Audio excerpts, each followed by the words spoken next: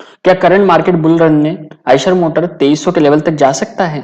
तो हम इस वीडियो में जानने की कोशिश करेंगे।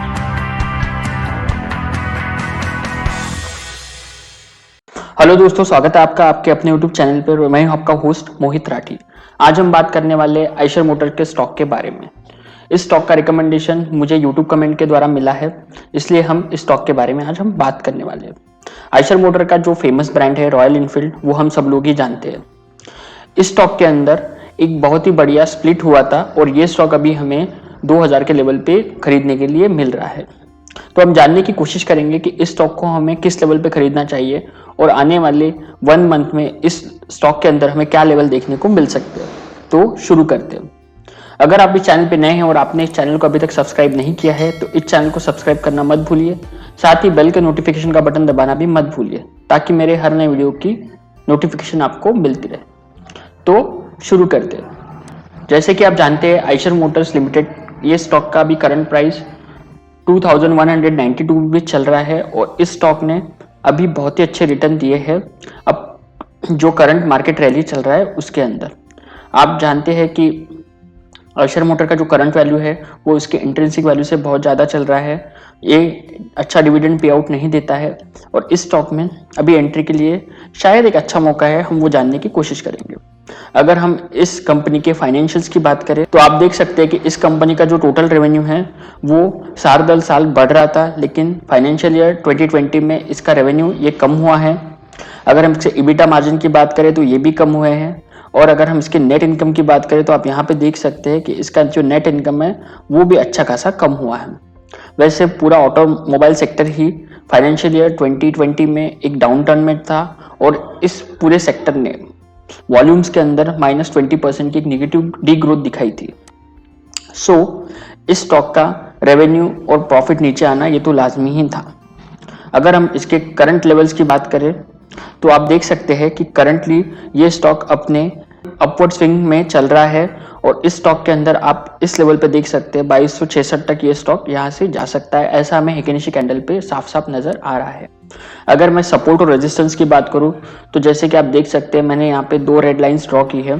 नीचे का रेड लाइंस आप देख सकते हैं कि इस स्टॉक ने यहाँ पे एक बार रेजिस्टेंस दिखाया था, यहाँ पे रेजिस्टेंस दिखाया है और उसके बाद 1 2 3 4 बार इस स्टॉक ने 2000 के लेवल के आसपास एक सपोर्ट लिया है। तो हम यहाँ से बोल सकते हैं कि 2000 का जो लेवल है ये इस स्टॉक के लिए एक बहुत ही अच्छे सपोर्ट का काम करेगा। अगर मैं मीडियम लेवल सपोर्ट की बात करूं तो आप देख सकते हैं कि ये जो प्राइस है 2100 का प्राइस, इस प्राइस के ऊपर इस स्टॉक ने यहाँ पे एक रेजिस्टेंस दिखाया है, यहाँ पे सपोर्ट दिखाया है, यहाँ पे दिखाया है और यहाँ पे दिखाया है। तो 2100 का लेवल इसके लिए एक इंटरमीडिएट सपोर्ट का काम करेगा, लेकिन 2000 का जो सपोर्ट है वो इसके लिए बहुत ही तगड़े सपोर्ट का काम करेगा। अगर हम ऊपर की तरफ देखें तो आप देख सकते हैं कि इस स्टॉक ने 2300 के लेवल के आसपास 2 बार रेजिस्टेंस लिया है अभी करंट में, और अगर हम बैक टेस्टिंग भी करें तो आप देख सकते हैं कि 2300 के लेवल के आसपास इस स्टॉक ने बहुत बार रेजिस्टेंस देखा है पास्ट में भी। जैसे कि आप देख सकते हैं यहाँ पे भी इसने 2300 के लेवल पर रेजिस्टेंस लिया, यहाँ पे भी लिया और यहाँ पे भी लिया। तो 2300 का लेवल इस स्टॉक के लिए तोड़ना एक बहुत ही डिफिकल्ट होने वाला है और नीचे के लेवल में 2000। तो प्राइस एक्शन के ऊपर आप 2000 से लेके 2300 रुपए ये इस स्टॉक का एक ट्रेडिंग जोन है, ऐसा आप देख सकते हो। और इसी चैनल के बीच में ये स्टॉक घूमता है। अभी ये स्टॉक अपने अपवर्ड मोमेंटम में है, तो हो सकता है कि ये stock near future with in 1 और 2 मंथ 2300 के लेवल को टच करे और वापस फिर नीचे की तरफ अपनी जर्नी कंटिन्यू करे। अगर मैं आयशर मोटर के स्टॉक के ऊपर फिबोनाची रिट्रेसमेंट ड्रॉ करूं तो आप देख सकते हैं कि सेम लेवल जो है 2000 के आसपास इसका एक सपोर्ट हमें नजर आ रहा है और 2300 के आसपास इसका एक रेजिस्टेंस है। अभी ये स्टॉक अपने 23.6 के मूविंग जो लेवल है इसके ऊपर चल रहा है, तो हम बोल सकते हैं कि ये स्टॉक एक अपवर्ड ट्रेंड में है और हो सकता है कि ये स्टॉक अपने जो ऊपर का लेवल है जो 2300 का है वहां पे जान के टच करे। अगर मैं हमारे जो एक्सपोनेंशियल मूविंग एवरेज है जो कि बहुत ही अच्छा काम कर रहे हैं अभी के मार्केट में, वहां पे देखे तो मैंने ब्लू कलर में 20 डेज का एक्सपोनेंशियल मूविंग एवरेज ड्रॉ किया है, रेड कलर में 50 डेज का एक्सपोनेंशियल मूविंग एवरेज किया है, ग्रीन कलर में 200 डेज का और पर्पल कलर में 100 डेज का किया है। तो आप देख सकते हैं कि ये स्टॉक अपने सभी मूविंग एवरेज से ऊपर चल रहा है। 20 डेज और 50 डेज ये exponential moving average near about overlap कर रहे हैं 2137 2143 का प्राइस के ऊपर। तो हम बोल सकते हैं कि ये मूविंग एवरेज दोनों पास ही है। तो 2143 ये वैल्यू इस स्टॉक के लिए एक सपोर्ट का काम करने वाली है। मतलब 2100 के नीचे तो ये स्टॉक मुझे जाते हुए अभी नियर टर्म में नहीं नजर आ रहा है, तो ये स्टॉक यहाँ से ऊपर ही जाएगा। वैसे भी आप इसके अगर वॉल्यूम्स देखें तो इस स्टॉक के जो वॉल्यूम है ये आप देख सकते हैं कि इस प्राइस मूवमेंट को ये ज़्यादा देर सस्टेन नहीं कर रहे, इसके वॉल्यूम कम कम होते जा रहे हैं। तो हो सकता है कि ये स्टॉक 2300 के लेवल के आसपास जाके वहां से रिट्रेस हो, क्योंकि हमें ज़्यादा वॉल्यूम प्राइस एक्शन के अंदर नजर नहीं आ रहे हैं। हमारे जो MACD और RSI इंडिकेटर है उनके ऊपर आप देख सकते हैं कि RSI अभी ट्रेडिंग जोन के अंदर चल रहा है और MACD के अंदर हम हो सकता है कि ये स्टॉक एक पॉजिटिव क्रॉसओवर दे। अभी तक जो क्रॉसओवर है वो कंफर्म नहीं हुआ है।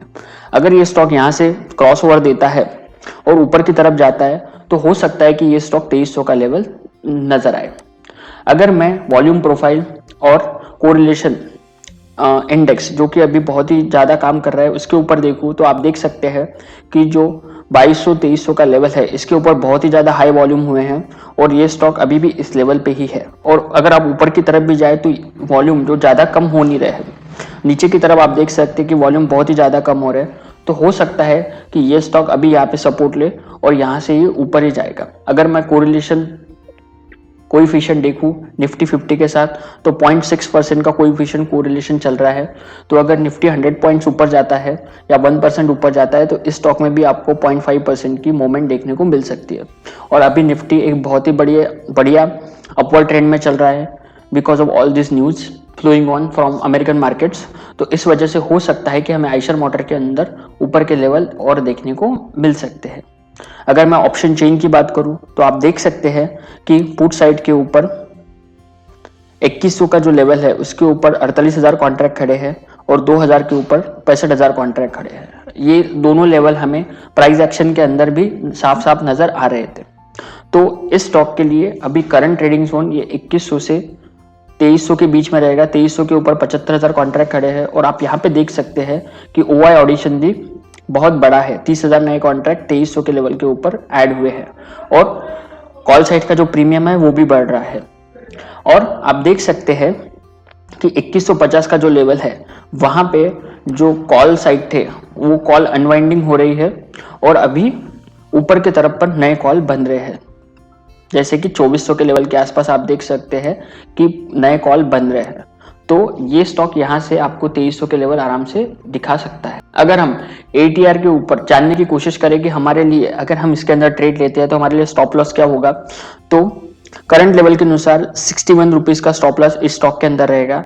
तो हो सकता है कि ये स्टॉक यहाँ से 2130 2140 के लेवल तक गिरे तो आपको वहां तक बेचना नहीं है। अगर ये स्टॉक 2100 के लेवल को तोड़ के नीचे आता है तो आपको इस स्टॉक में से एग्जिट लेनी है।